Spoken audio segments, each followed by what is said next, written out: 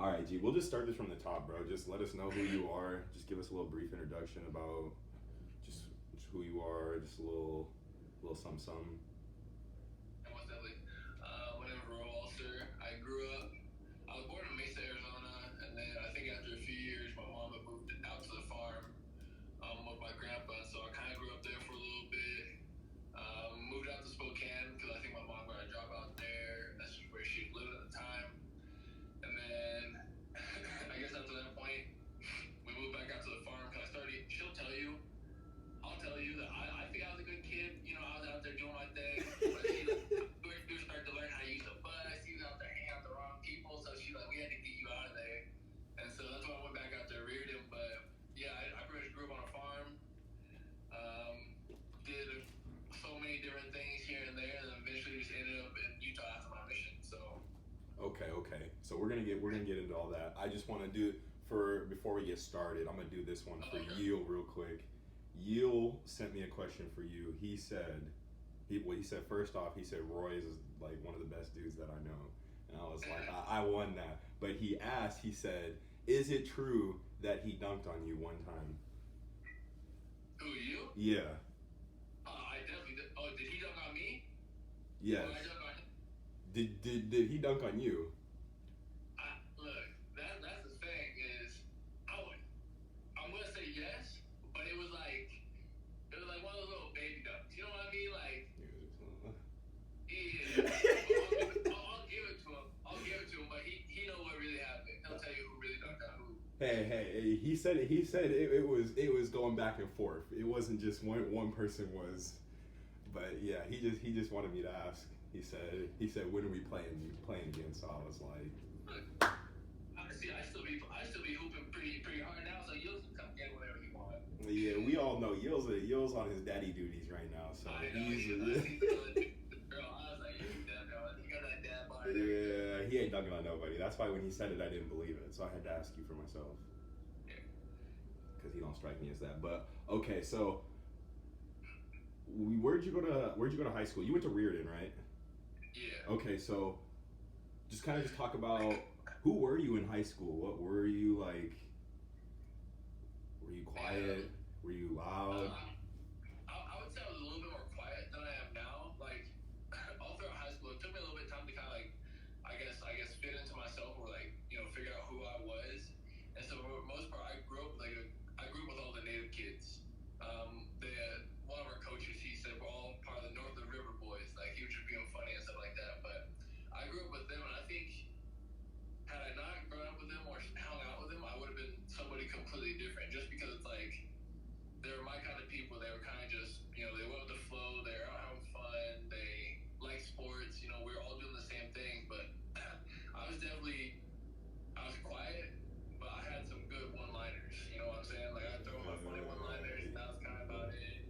I was definitely an aggressive dude. I don't know what it is. When it came to sports, like if you accidentally push me the wrong way, like I was trying to fight you. Like that's how it was. Like it's still kind of like that, but I was definitely quiet, not as laid back, but like I was willing to do anything and have fun. So. Okay. So you kind of touched on a little bit. What did you play in high school? Did you play any other sports than basketball? Yeah. So when I first went to high school, look, I'll start in 8th grade. My mom's like, you should try out football. That wasn't really the thing for me, just because like in 8th grade, I think I was like 5'9", maybe like 120 pounds, like soaking wet, like skin and bones. So I got hit once. I was like, oh, that ain't me. Like I'm out. So I just did basketball. But then my coach were like, oh, well, you need to get more aggressive, so we'll put you in football. So I did football, basketball, and ran track. Okay. And then when did you know that like you were like, dang, like I'm kind of good at basketball, like?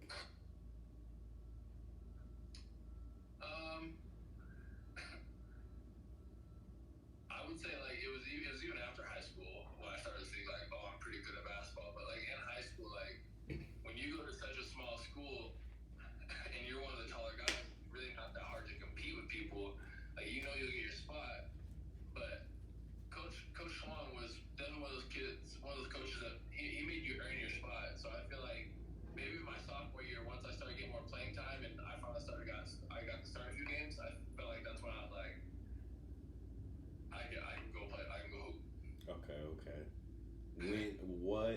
so you went on to Walla Walla. How how did that go? Your freshman year, So that's 2016, a, 2017. yeah. So that's the crazy thing is like I went and ran college track first, Whoa. and so Okay. I didn't play basketball until after college track. I ended up I messaged the coach one time, Coach Ryland. So I was like, you know what? I'm not gonna go back to school unless I'm playing a sport. Like I don't want to pay for school unless I absolutely have to. And so I hit him up. I emailed him. I was like, I probably emailed like 10 coaches. I was shooting my shot, and he was like the one coach that I wanted to go to Spokane and play, but that coach he was tripping. So I went up to Walla Walla, and Ryan was like, all right, come try out. We'll see how you do. And literally that day when I went to go run with him, I was out of shape. Like I had McDonald's all the way up. Like I had no running shape. Like I'm about to throw up. I went up and down the floor maybe twice. And he's like, all right, we're gonna run some sprints, see how fast you are. I was like, this gotta be the most random like trial. Who got someone coming to run some sprints? You know what I'm saying? But now he offered me right there on the spot right after that. Like, yeah, you want to come up and hoop with us? And so I played for that year. Okay. I seen that you shot 52% from the floor. What was with the free throws, my boy? Like, ooh, I won't even throw it out there because I know you're a much better free throw shooter than that. Man, hey, when I put this out there, all the homies see that you brought that up. They're gonna be like, yeah, that fool cannot shoot free throws. Like I was serious. Like I don't know what it is. Like I'll practice my free throws, and I promise you, when I'm warming up stuff, and I make them, I'll make them. But come game time, it's like I think I'll make maybe 30%. Like if that, like it was. Oh no, you were 50% from the free throw line, I'll take but that. but yeah, I was No, like, but now like I'll be playing in these pro-ams. I'm like, you gotta make your free throws, bro. Cause they're like 1 for 2, and I'm out here missing. Like you know what I mean? Like I gotta at least bank them in or something. But yeah, my free throws are my strong suit. okay. I just know you could shoot the ball, so that just kind of surprised me when I seen that. Like, I'm like, Roy. But that was a long time. I wasn't even out of high school. I just graduated high school, so that was a little bit ago. But all right, so with that being said, I seen you at Hoop Fest. How did Hoop Fest go for you? What happened? Yeah, you see what I played with the Hubers, Clay and Eric, and I played our boy Shane. But man, we should have. So I think that game you watched, we lost. We ended up losing. Yeah, the first game, but then the next game you guys won, and then won again. And then so we lost that same team twice, but like it was a team where I definitely felt like we should have beat them, just because like they had 2 guys. The third guy was like, he got the ball, let him shoot, let him drive. He's gonna smoke it. You know what I'm saying? But it got to the point where like the dude I guarded was pulling up near the out of bounds line. So I'm like, if he's feeling that confident, I'm gonna let him shoot that. Like. And man, he felt confident. He was making it. And making them. Shot after shot after shot, especially on those rims too. Like you better switch it, or the ball will go right back to you.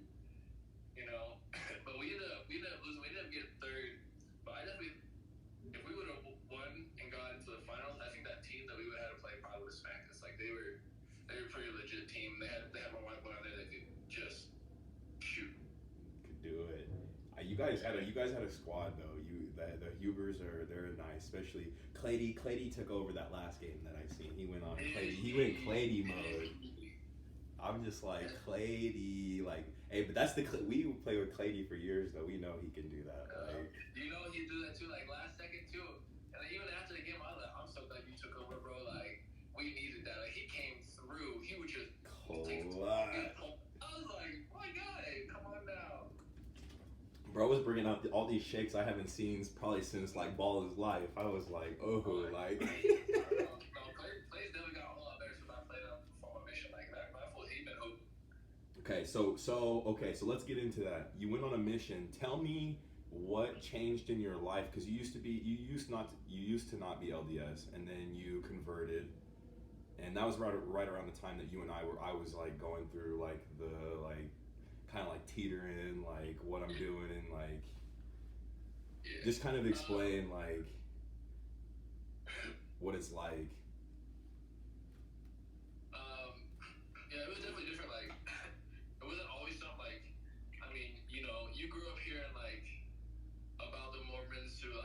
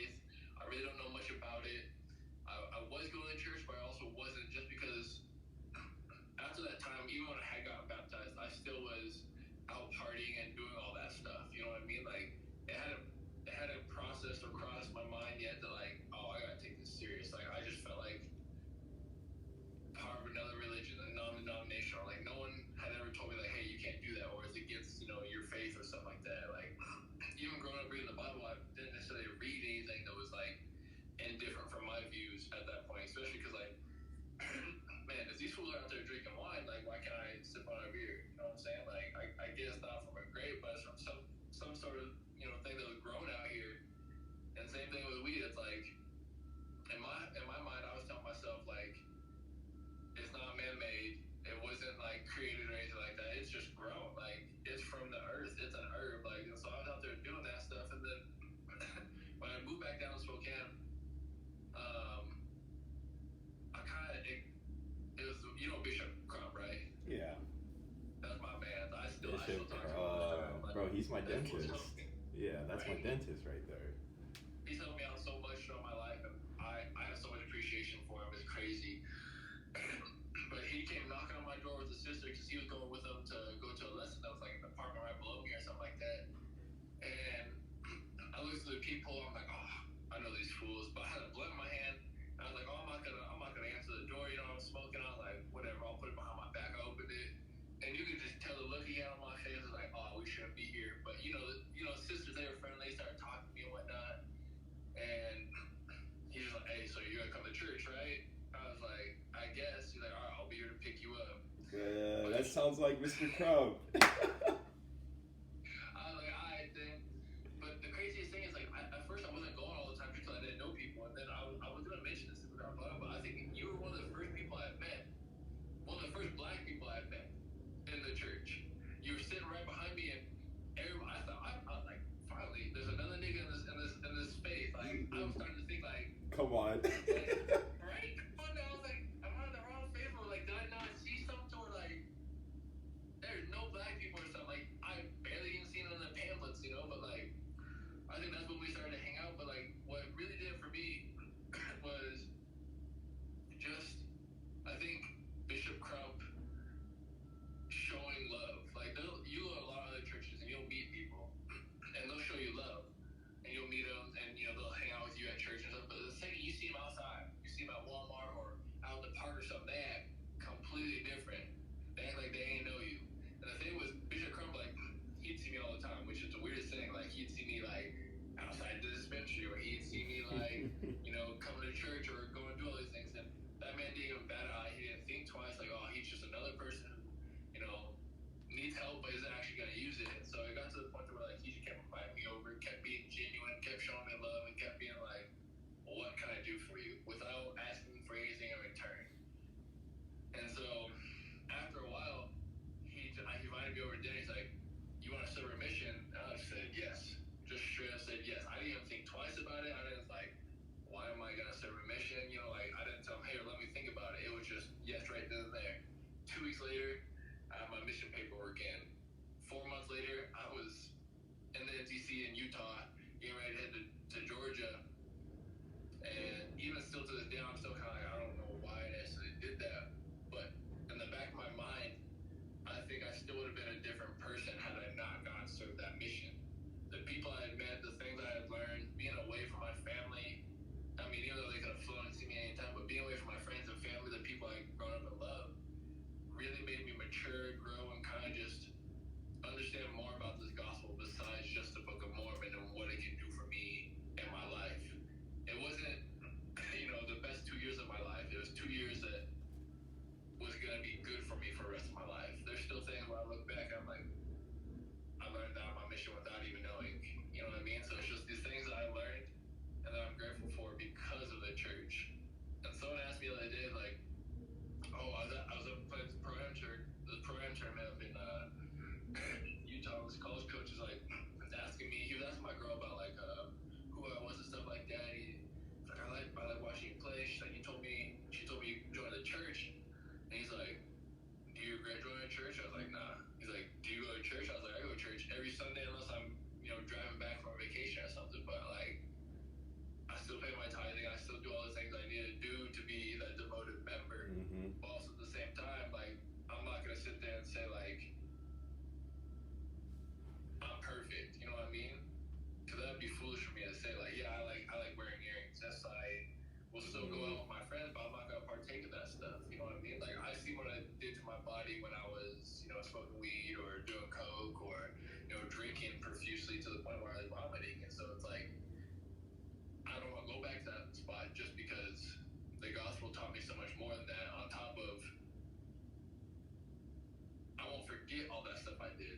There's a lot of people I know that like that I taught back on my mission that were like, oh,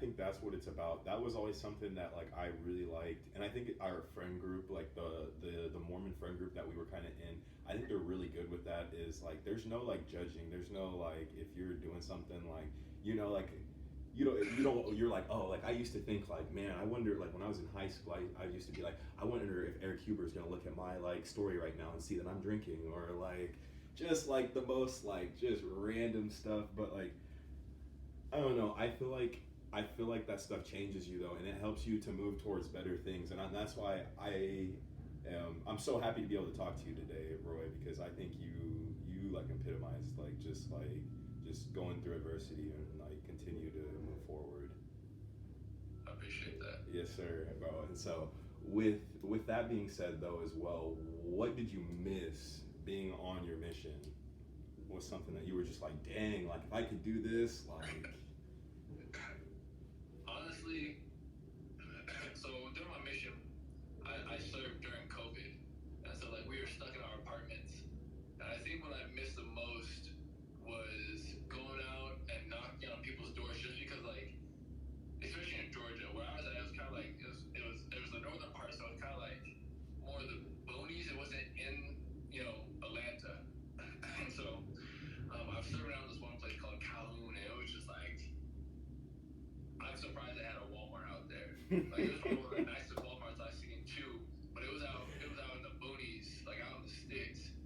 And so like I think I missed knocking doors and running into people with like just different backgrounds, how they're raised or what they believe in, and just hearing their story and listening to them. It's like it's like I don't get much of that nowadays unless I meet them on the basketball court or they came over to my house and I'm sitting there with them and I just met them. But it's like nowadays when you meet people, it's either at work or like I don't know. You have your people that you hang out with, and so I miss hearing people's stories, getting to meet people, and then honestly like being in Georgia, like people were just so friendly. Like the Southern hospitality is real.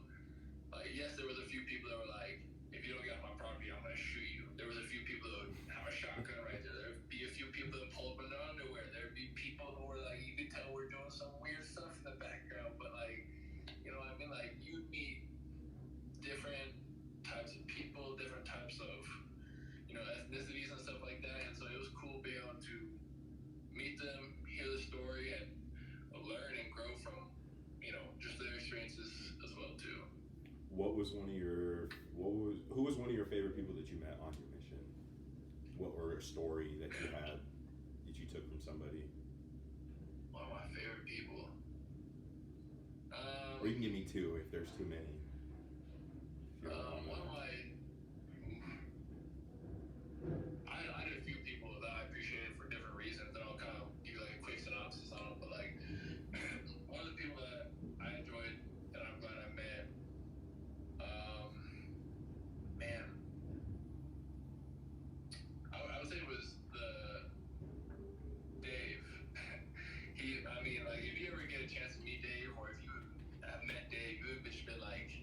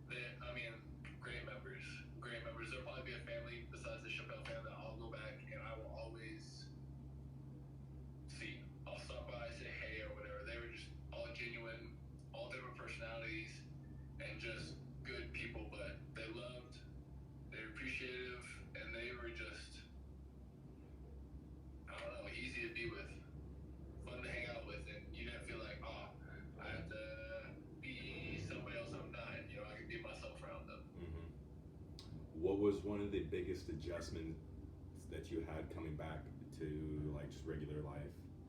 The biggest what? The biggest adjustment that you had to make coming back to from your mission. Man, see, that's the thing. Like, I know some people are kind of gonna roll their eyes and look at me like, I feel like I didn't really have to adjust too much just because, like, I believed that wherever you were sent, you were sent there to be yourself. So, like, why would you go to a completely new place and be someone you're not, or be this robot? Like, I'm not. People don't want me to just knock on their door and be like, "Hey, today we have a message about, Jesus Christ. Can we come in and show you?" I'd be like, "Oh, I'd look inside their house real quick, like, oh, you play basketball, or like you play hockey, or like you watch anime or something like that." Because people want to speak to somebody who's gonna relate to them on a real basis. If they can connect with you and they like you and they vibe with you, that's cool. But I think I really didn't. I was me the whole entire time. You spoke to me, I was me. You asked me a question, you were gonna get the real answer. You were gonna get some. Oh, here's a missionary answer. I gave you what I thought. You know what I mean? So I mean, I guess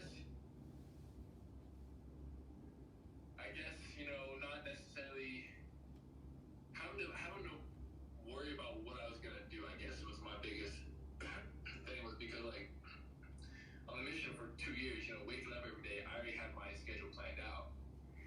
Now it's like, I mean, I have it now because I'm in a routine, but it was like I didn't know what I was gonna do. I didn't know if I was gonna go to school. I didn't know if I was gonna just work or if I was gonna learn some sort of trade, or I didn't know how it was gonna go for me. And so it's like just having your days or your weeks planned out. I think that was what was rough for me was the scheduling. But besides that, I didn't really have a hard time coming back. Okay. Like it was just me out there, me here. But I guess you could say I didn't have the protection of the Lord as much outside my mission. I'm doing the Lord's work, helping people, learn about the gospel or come to find Christ. And now it's like I'm myself. And so I felt like I didn't have that much protection. I still had it, but I didn't feel as much the day I got back, if that makes sense. Yes, sir. Okay. I see. Bro, I will sit here and talk to you about your mission all day. I will kind of transition off of that. What is actually before I go? This was a question that I seen on one of my buddies' Twitters. Should the day after Hoop Fest be a holiday? High key, like, dang man, cause I mean you was up on my court like from sun up to sundown, and you was in the heat like all day. and especially if like you lose and you come through the back door, you're playing like 12 games. Like there's no break, you know what I mean? Like you're dehydrated, there's heat exhaustion, like. But yes, the day after Hoop Fest should be a holiday because it's just like it's so rough trying to recuperate, trying to get rehydrated again. Like I'm the type of person after I'm done hooping, I don't want to eat. So I went home, didn't eat, didn't drink no water, didn't do nothing. My girl's like, you need to drink. I'm like, I can't. Like I just. So yeah, I agree. It needs to be a holiday. Bro, you must be an athlete. Like you just sound like a Right. yeah. Bro, I agree with you. I think the day after should be a holiday as well. There's too much going on at that time. There's that whole weekend. That's so mentally and like physically exhausting that, yeah. Bro, what is your definition of success?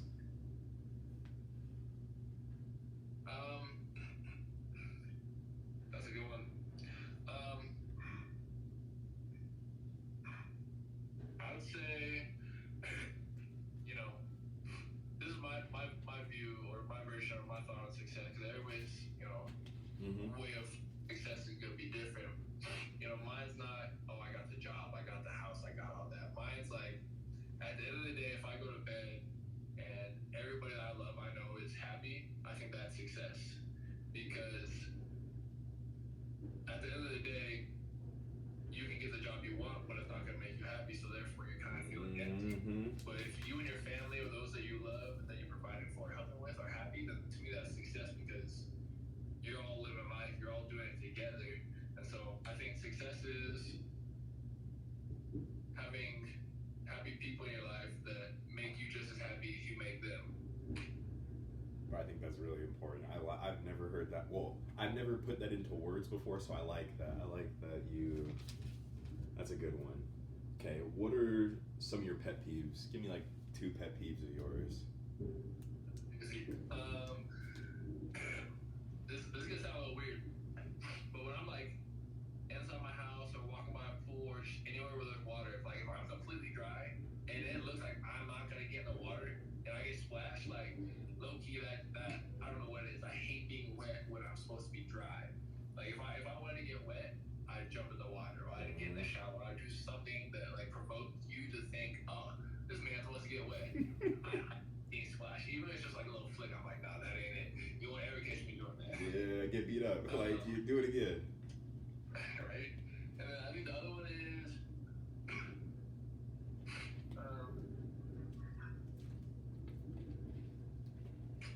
I guess when you're talking to someone and like they're not like actively listening, you know what I mean? You could be talking to someone that like it doesn't have to be an important conversation or you be a comment or something you just want them to hear or feel like they need to listen to, and they're just like not listening. They're either on their phone or like you'll be talking to someone and you'd be like, oh, like what's your favorite color? What's your favorite movie? And all of a sudden they're not be like, oh, what's yours? They're just like, oh, cool. And you keep going on, but they want to keep talking. Like, Swear. ask back, do something. Like, I don't know. Hey, that sounds like dating, honestly, right there. Like, just like in a nutshell. I really be like that sometimes. Okay, one more thing. Explain to me. I know that your family owns a winery. Okay. Do they still own it? And like, how does that all work and everything? Like, So my family owns quite a few things. Out there on the farm, my grandpa's probably like one of the better businessmen I know. Just through like how he started and where he went, and like sometimes he get hit with adversity, but keep on going, and he just like, all right, here we are, here we are, here we are. I'll step back, but he just keep going. But so my grandparents have the winery, and it's actually doing really well now. Down in Spokane, downtown, somewhere I don't really know. It's on me. They opened up their little wine tasting shop, whatever they call it. And so it's I was talking to my grandma when I was up there at Hoop Fest last or the time before that, and she was telling me, like it's a little slow, but like the more and more the word gets out, the more and more people start to come. And it's not like they're just like, oh, it's wine tasting. Like they'll do a little thing like murder mystery night, or like they'll put on different activities. They'll have a band there. They do food, and so it's like they do things to get people to want to come in and want to come back and stuff like that. And so yeah, it just started out with my grandma and her friend wanted to make wine and see where they go from there, and then it kind of just blossomed to where my grandma was like, I want to do a little bit more. I want to make it a little bit bigger. I want to do something for myself. That's what I felt like she wanted to do, because my grandpa started the farm, started the I-502. He started a lot of things. So I feel like this was a big thing for my grandma to be able to be like, this is her thing, this is her baby. Yeah, I'm sure she had help from my grandpa, but she did a lot of it, and she kind of just took it from there. And now she's doing something with it, and she seems happy. So do they have any thoughts of like passing it down to you guys, or what's like the is that a conflict of interest to begin with? Like, not really, just because like the farm, it took me till I was like 20, or like out of high school, 20, 21, 22. I sat on my back porch, kind of realized that like I was fortunate and lucky enough to actually grow up on a farm that was outside of town with a family that loved people, because the farm was like, it was home for anybody that came out there. You needed a place to stay, boom. Someone in my family was willing to help you, or like there's plenty of work out there. So, but the most important thing was like, whenever we had a reunion, the family knew where to go. Like the farm is the centerpiece, and so I feel like I don't think when it comes down to it, when my grandpa actually wants to retire, I don't think he ever will retire. I think he wants it to stay within the family, just because it's that symbol of happiness, of a place of comfort. No matter what you're going through, you come out there and you go to my grandma's house. My grandma's gonna talk to you. She's gonna tell you her story. She's gonna make you feel loved. My grandma's gonna give you advice that you need, or my mom or my uncle, whoever lives out there. So it's just I think it will be more of a problem when my grandpa gets a little older and he's looking for somebody to want to take over the farm, just because you don't have too many places where you're like, oh, we'll have our family reunion here. We don't have to worry about, going and renting a condo. We don't have to worry about flying to places. Like, everybody has one central location that they had some sort of helping hand with, or some sort of part of being on that farm, whether it be growing up, whether it be moving irrigation pipes, planting the blueberries, eating the corn, or running through the corn when it was the sprinklers were going and stuff, the fireworks out there, just stuff like that. So I don't necessarily think it'll be a problem, just because, my aunts and uncles are super understanding, and I feel like they want the same thing that my grandma wants for us as well. That's what's up, bro. I've thought about that.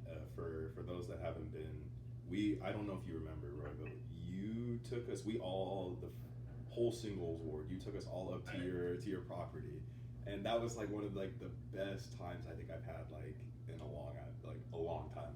Like jumping off the rocks and stuff, and like just like it's a good time. And like I was thinking about that a couple days ago. Oh. Hey.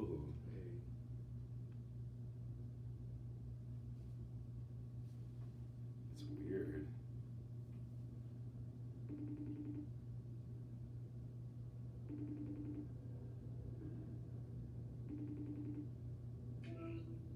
Hello?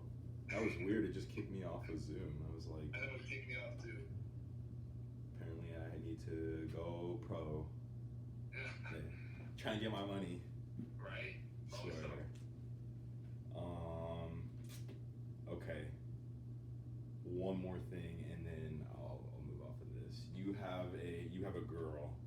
What is something that like a guy should do that like for a long-term relationship to make it work? So what got me to make the long-term relationship work? Or just in general, what do you see, like what is like something that maybe you didn't do before, or that you see other people that maybe they didn't do before that they needed, like they did it once the female was there, and like it helped the relationship or strengthened the relationship? There's a few things that all kind of play into each other, like trust, communication, love, all kind of play into each other. And I think you and I, or whoever, has all been through some sort of relationship where it's like you look back on it and you're like, well, that necessarily wasn't my fault, but it also like wasn't her fault. And I feel like some of the things could have been like, did we trust each other enough? Was there communication? And when we tell each other we love each other, is it just like, oh, I'm just saying it, or was there action behind, all that stuff? If you're not openly willing to communicate, even if it's just, if you think it's dumb, then how's the other person supposed to know what you're going through? And, if there's no trust and there's no communication, there is no love, or even loyalty, I guess you can say, is amongst all those. And so I think for me was learning how to communicate. That was my biggest thing, and I wasn't an active listener. I was always one of those people that like, okay, I hear you talking to me, but I got a question I want to ask you, so I'm gonna ask it regardless of what you tell me. And so I feel like if people you're in a relationship with don't feel like they're heard, or that they're loved or cared about, I feel like that's when the relationship will start to fall apart. And so for me, that was the biggest thing, is making sure that your significant other is heard. And even now, sometimes I still kind of struggle with that, because I'm not heard sometimes. But even then, it's like, Ashley is one of the most gentle people I know, and she's more than willing to like sit there and let me ramble, and then be like, I heard you, or make me feel loved, and then she'll be like, okay, here's what I think, or here's what we can do. And she's really good about incorporating we in everything, instead of I did this or you did this. And so I feel like that's one thing that I'm still learning, is it's not necessarily like, oh, I'm doing this. It's okay, hey, we are a team, and so we gotta act like a team. Okay. I'm new to like the whole like relationships and stuff, so I'm trying to learn. That's why I ask those types of questions and things like that, because I'm always trying to like, especially you're a little bit older than me, so you've had a little bit more life life lessons and life experiences. All right, though, man. What's going on with the Utah Jazz? Look, there's two things I love about being out here in Utah. I love being a faithful fan of the Gonzaga Bulldogs. Nothing makes me feel better than being down there, four floors up, four rows up, wearing Gonzaga, and watching them just destroy BYU. The second thing is, I hate the Jazz, but like the Jazz have no loyalty, which is kind of funny because it's like you think they would have a lot of loyalty just because nobody wants to come here, but like you got rid of Rudy Gobert, and you're like, all right, we're gonna build around Donovan Mitchell, and then you're like, oh well, teams are wanting Donovan Mitchell, but we're not gonna trade him. Then all of a sudden, you saw what you got for Rudy Gobert, and you're like, oh, well, let's see what we can get for Donovan too, while at the same time. So they're just throwing everything away because now it's gonna be hard for Donovan to want to stay Long once his term. contract's up because you showed him no love, you showed him no loyalty, and so now it's at the point where it's like I don't even think they know what they're doing. They lost their coach, who is I thought was pretty good. They lost Rudy Gobert, who's a good defensive player in the regular season, not postseason. But I don't know, bro. I'm not a Jazz fan. I'm OKC, which is kind of sad. So I ain't got much room to speak. You know what I'm saying? But like, Yeah, but you guys are projecting up though. At least the Thunder are going up. I feel like Utah's going down. We're definitely going up. Jazz is Yeah. going down. Like I think they're rebuilding, but the way they went about it was like I feel like they could have gone different ways. You kind of said it earlier, man. Tell me what it's like to be a Gonzaga fan, and just how sweet it is right now, and just Man, all the crap we can talk to all these Coug fans and stuff. right? I love it. I genuinely love it because like I was there when they had Pargo. I was there when they had Robert Sacre and Adam Morrison and stuff like. When I really started to pick up on Gonzaga when Adam Morrison was there, and so watching them grow and actually continue to be good, not just be like, oh well, we'll be good these few years and then we're not gonna do good. But man, being a Gonzaga fan right now is so sweet, just because it's like we play the WCC and we come out of the WCC and make it to the Final Four for the past however many years, or the championship for however many years. That's saying something to the rest of the league. If we can play crap teams and still come out here and smack y'all, imagine what would happen if we like the Pac-10 or the ACC or something like that. It's like it's nice. It really is nice. And Phil, he's doing a great job with them. Great job. Okay. What are your thoughts on the NIL? I every time I see things like this, I feel bad for like people like you or like my friends that are like a little bit older, because I'm like, dang, like if you guys were still in school now, you guys would be getting like a fat paycheck, like just because you guys got social media and you guys got like because you have a certain status or whatever they're like. What are your thoughts on it? That's the thing is like back then when I was a freshman 2008, 2009, like I don't even think I knew what an iPhone was. I had an LG chocolate or a little jukebox. Hey. The sidekicks was the thing that you wanted, or the BlackBerry that had a little scroll thing. You Mm-hmm. can't listen about the keyboard, like you can make your own Big ringtone. baller. Like we didn't really have social media, but man, I always tell myself if I went back and we had the NIL and all that stuff back when I was there, I'm exactly who I am. Shoot, I can make money. Money. Money. I feel like, hey mom, don't worry, I got you. Like, Yup. money out here. Hey, I be keeping everything. I see kids getting like cars, like dealership, like coming to get them. Like I'm a Nebraska fan, so I follow Nebraska a lot. There are so many dealerships, so many mortgage broker companies that are like just trying to sprinkle a little money into these people's pockets. And I mean, I'm no hater. I'm all about everybody getting paid. Like get it how you get it. No facts. Like do your thing. Yeah. But yeah, I mean, man, Mikey Williams, that fool's making money too right now. I'm like, golly, man, money, bro. And the thing is, like, if I feel like if you guys would have known that social media was gonna be like that, then I feel like you guys could have done it a different way, and you would have had like, Oh yeah. ew. I would have kept Vine going for sure. TikTok, Vine was the thing. I still be watching some of those Hey, videos. I'm like, screw you TikTok. don't know about this. I don't like TikTok too much. I'm not a big TikTok fan. Hey, I'm not gonna lie. I be seeing some funny stuff on TikTok. Hey, there'll be some funny stuff. I agree. But there's a lot of that's the Russian or the Chinese, the little Chinese plant right there. Tell me, what are your thoughts on the Pac-12 and like the college football landscape and stuff, like how everybody's moving schools and everything? I think,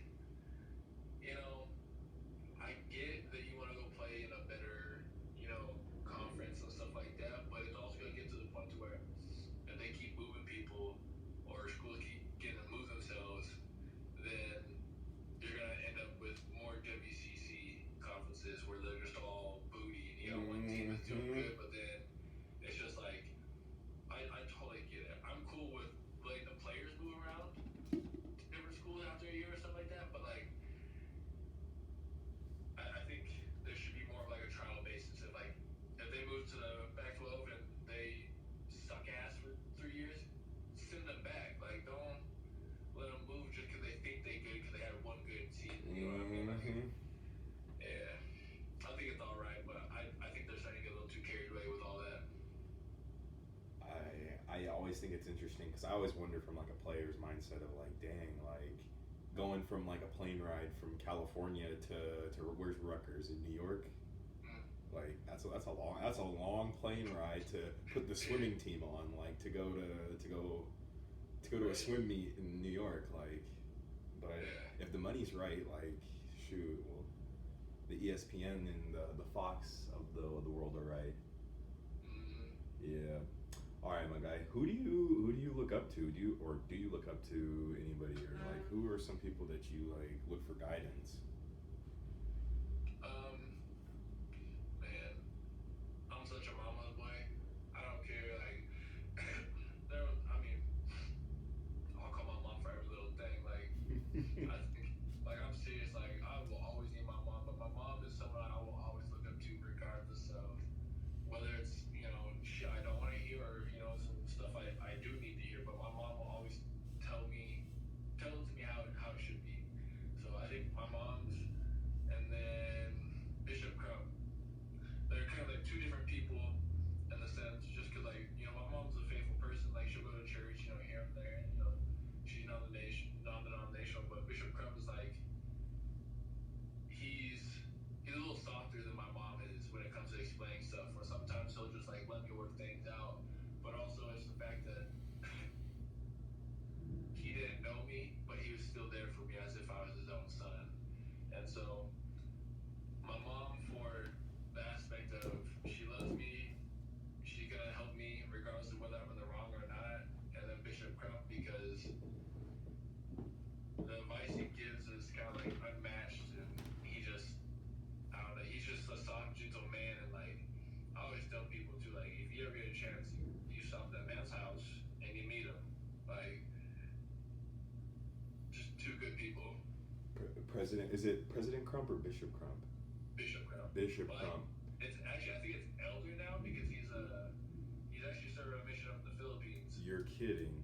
Yeah, he retired, and him and Sister Crump are up there serving. Good for them. I know. Shoot, good for them.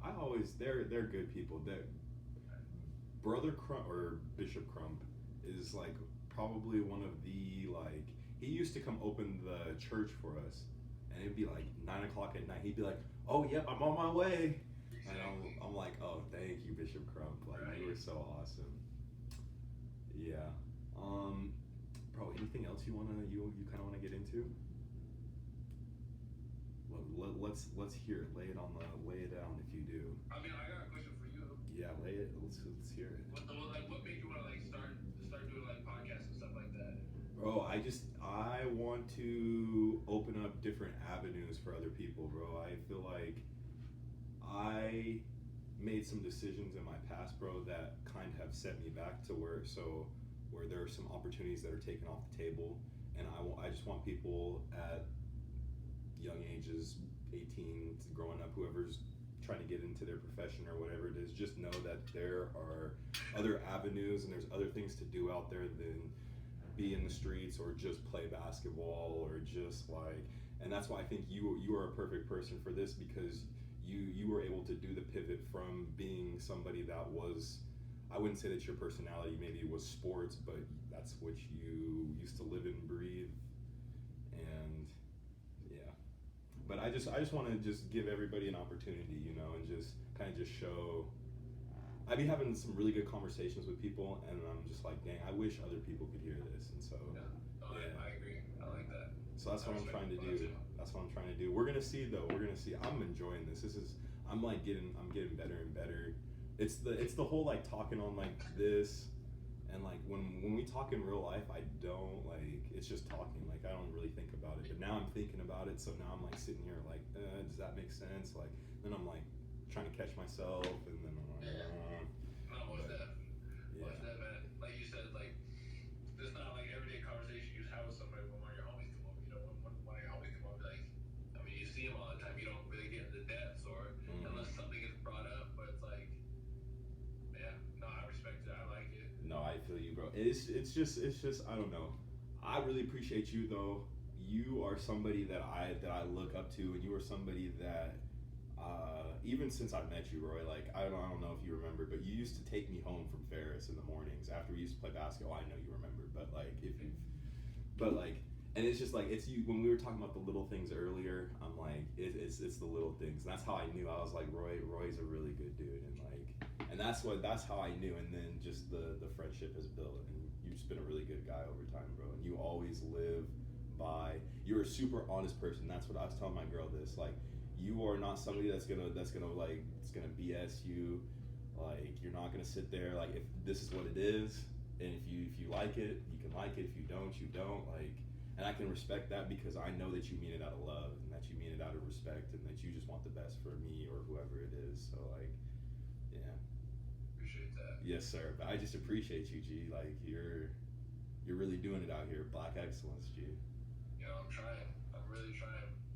You know, that's like the other thing I probably want to touch on real quick is like nowadays is like people always like, oh, you play college ball. It's like I shot my shot. Like I'm not even that good. I'm like your average player, but like don't be afraid to shoot your shot when it comes to not just sports, but like right now I'm learning how to code, because once I get that down, there's so much opportunity to like growth, not just money wise, but like I can work from home. That's gonna allow me to be a better father, be a better husband, to be able to do more, but also, you know, still go out and explore the world. So it's like, never be afraid to try something.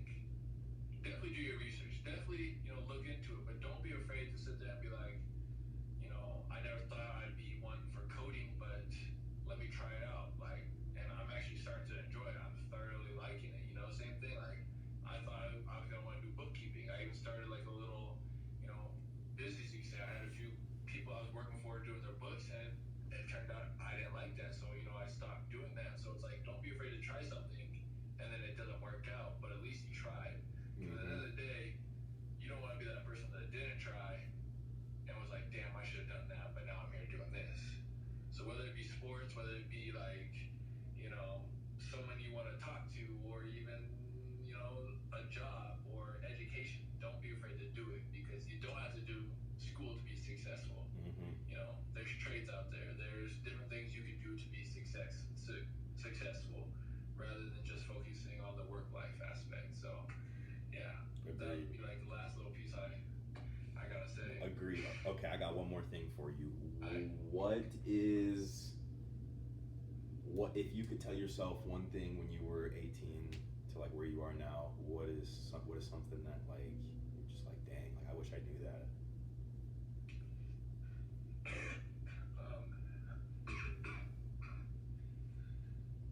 I don't know if you ever met one of my friends. We call him Devo, Devin Prince. But man, I think we were sitting there, we were talking one time, and this man's just like, I don't give a shit. I'm like, oh, alright, then he don't give a shit. And I wouldn't say like to go back and tell myself not to give a shit, but like I felt like when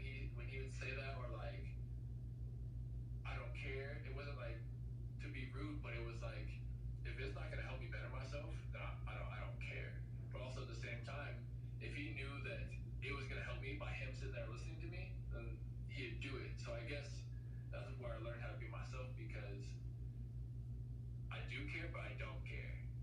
If it's not gonna affect me or the people I love, then I don't care. But if it's gonna help you in some way that will make you a better person, yes, I'll help you. So I guess do things that are gonna benefit you, but also show people that you still love them, but also aren't a bitch. Like you can be yourself, just don't be a bitch. Because people will push you over, and your friends will stab you in the back, or it can even be your family. But also at the same time, if you show them that you do what you mean and you say what you mean, and that you're about being yourself and loving people, I think I would tell myself that, because growing up, I'd just be like, all right, I'll help you, but I wouldn't expect anything in return. I still don't expect anything in return, but I would want you to show me some sort of kindness in the long run. Like, if my car dies, I need your help. If, you know, I don't know, if I have only rice to eat and you got like an extra McChicken, I guess we both eat that McChicken. Like, I don't know. Like, show me that you care, besides just like, here's some money I get out of you, or here's my advice I get out of you. Like, Dang, okay. Bro, I really appreciate you. Thank you very much. or no problem. Anytime, my guy. Yo. Oh, actually, I do got one more thing I want. Just, bro, when's the next Pro-Am tournament? What's good with it? Like, The next Pro-Am is August. okay.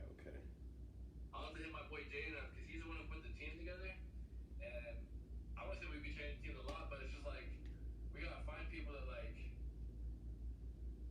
you feel like if they go out there, they're not gonna be like, oh, it's my time to shine. Like, first off, it is a Pro-Am tournament, but like, you also gotta realize, if you're playing with us, like, we're out there having fun. Like, none of us, we know none of us are gonna leave, but we're still trying to win this bitch. Like, exactly. Like, come on. Whole man, bunch I hit of my boy wins. Jaden up, he was good. Bro, I'm always, if you guys are ever looking for it, bro, it might take me, I need a day in advance or something, or probably 2 days in advance, but bro, I'm always, if you guys ever need somebody or anything. How was that? You know I got y'all. Yes, sir. Alright, G. Hey, I'm about to step out of here, but I really appreciate you for sitting down with me. Of course, no problem. Hey, you know you've been one of my boys since I met you, so Come I got on. you. That's a yes, sir. Bro, tap in with me. Let me know what's good with you, though. All right, most definitely. Yeah, appreciate you. I got you.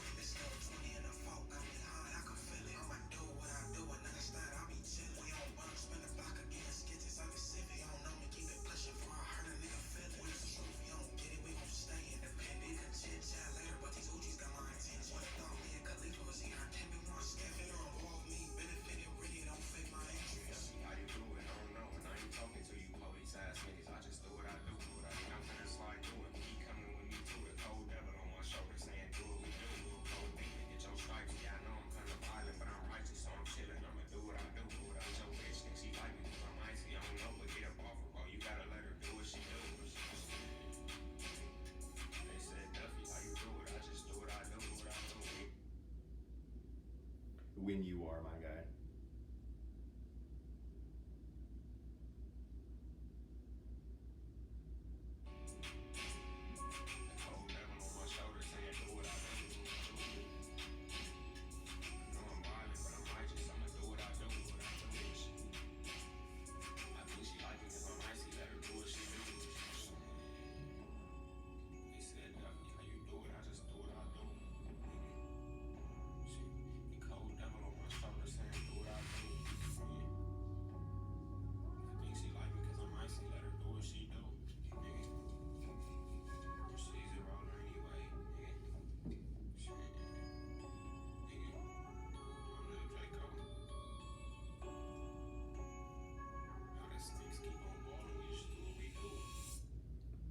finished up a little early.